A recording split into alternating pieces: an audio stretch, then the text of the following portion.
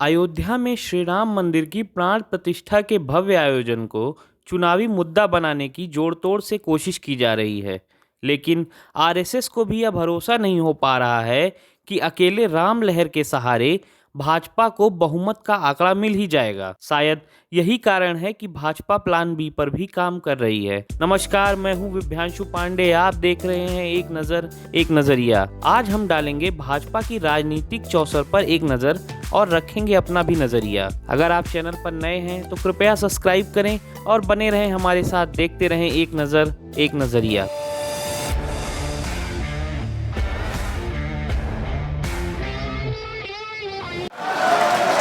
भगवान राम को अपनी अंगुली पकड़ाकर ले जाते प्रधानमंत्री नरेंद्र मोदी की वह छवि याद करिए जिसमें वह भगवान से बड़े दिखाए गए हैं। इस छवि के साथ बजते गीतनुमा नारे, जो राम को लाए हैं हम उनको लाएंगे, को याद करिए।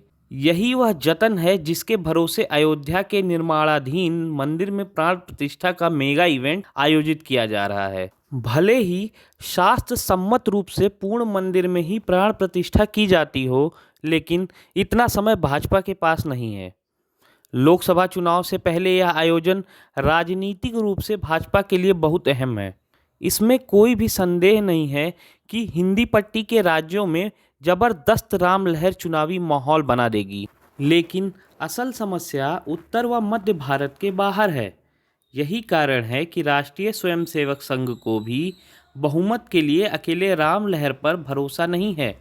तभी तो भाजपा को प्लान बी पर भी ध्यान देते देखा जा सकता है। आप सोच रहे होंगे कि प्लान बी आखिर है क्या? यह दो स्तरीय वह प्रयास है जो कामयाब हुआ तो भाजपा बहुमत के आंकड़े को अकेले दम पर पार कर जाएगी। दरअसल भाजपा भी जानती है कि उसकी चिंता उत्तर व मध्य भारत के राज्य नहीं है। पूर्वोत्तर और पश्चिम बंगाल के बाद बिहार भी बहुत अनुकूल नहीं रह गया है। महाराष्ट्र में भी भाजपा की रेल बेपटरी दिख रही है। इन खामियों की भरपाई के साथ साथ दक्षिण भारत को साधने का एक और प्रयास शुरू होने जा रहा है। इस कड़ी में प्रधानमंत्री नरेंद्र मोदी को वाराणसी के साथ दक्षिण भारत की किसी एक सीट से चुनावी मैदान में उतारने की योजना का नफा नुकसान आंका जा रहा है। प्लान बी की रणनीति में जातिगत राजनीति भी शामिल है। मसलन उत्तर प्रदेश में सत्ता और संगठन का चेहरा बदला जाए और पिछड़ी जाति व दलित चेहरे को महत्व देकर दोनों वर्गों के वोट बैंक को साधा जाए। मध्य भारत में यादव और छत्तीसगढ़ में आदिवासी मुख्यमंत्री देकर पार्टी ने संदेश दे दिया है कि वह जातिगत राजनीति में भी पीछे नहीं रहने वाले। तीसरी बार सत्ता पर काबिज होने के लिए भाजपा कोई कोर कसर नहीं छोड़ना चाहती। तत्कालीन अटल सरकार की तरह इंडिया शाइनिंग जैसे किसी नारे के भ्रम में भी नहीं रहना चाहती। याद करें वह दौर, तब भी उत्तर प्रदेश में कांग्रेस की कोई हैसियत नहीं थी, लेकिन दक्षिण के राज्यों और उत्तर में क्षेत्रीय दलों के सहारे मनमोहन सिंह के नेतृत्व में यूपीए सरकार की वापसी हो गई थी। उस चुनाव के आंकड़े ही नई रणनीति पर विचार करने पर भाजपा को विवश कर सकते हैं। चूंकि सामने विपक्षी दलों के इंडिया गठबंधन के आने की संभावना है, ऐसे में उत्तर व मध्य भारत की कुछ सीटों में डेंट लगने का खतरा ज़्यादा है। यही बेल्ट भाजपा की ताकत है। इस ताकत को दक्षिण का प्रवेश द्वार कहे जाने वाले कर्नाटक ने मजबूत सहारा दिया था। पिछले चुनाव में कर्नाटक में भाजपा ने 28 में 25 सीटें जीती थी। तब राज्य में भाजपा की सरकार थी और पुलवामा हमले के बाद प्रचंड राष्ट्रवाद का चुनाव लड़ा गया था। इस बार दक्षिण का यह प्रवेश द्वार कांग्रेस के कब्जे में जा चुका है। हालिया विधानसभा चुनाव में भाजपा ने यहां हिंदू लहर पैदा करने की बहुत कोशिश की। बजरंग बली को चुनावी मोहरा बनाया गया।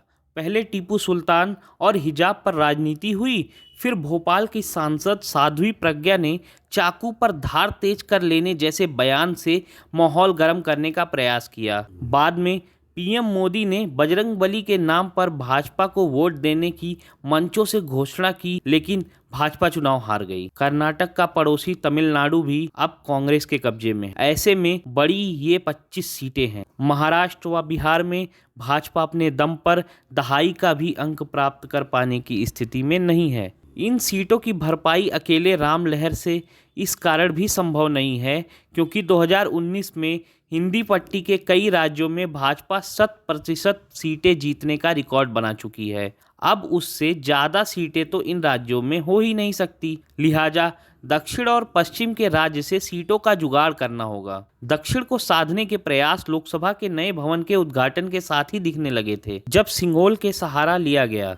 दक्षिण के पुरोहित विशेष विमान से दिल्ली में लैंड कराए गए थे। तब कहा गया था कि कर्नाटक और उसके बाद तमिलनाडु चुनाव के लिए माहौल बनाया जा रहा है, लेकिन यह भी 2024 के चुनाव की पटकथा थी। इस कड़ी में अब रामेश्वरम में पीएम मोदी के लिए राजनीतिक मैदान की तलाश तेज कर दी गई है। मंशा है कि उत्तर प्रदेश के साथ रामेश्वरम की सीट से मोदी ने चुनाव लड़ा तो अयोध्या से लेकर रामेश्वरम तक राजनीतिक बिसात बिछाने में आसानी हो जाएगी। आज के लिए बस इतना ही। फिर मिलेंगे एक नए राजनीतिक घटनाक्रम पर एक नए वीडियो के साथ। अगर आपको हमारा वीडियो पसंद आया हो तो कृपया लाइक करें और चैनल को सब्सक्राइब करें। धन्यवाद।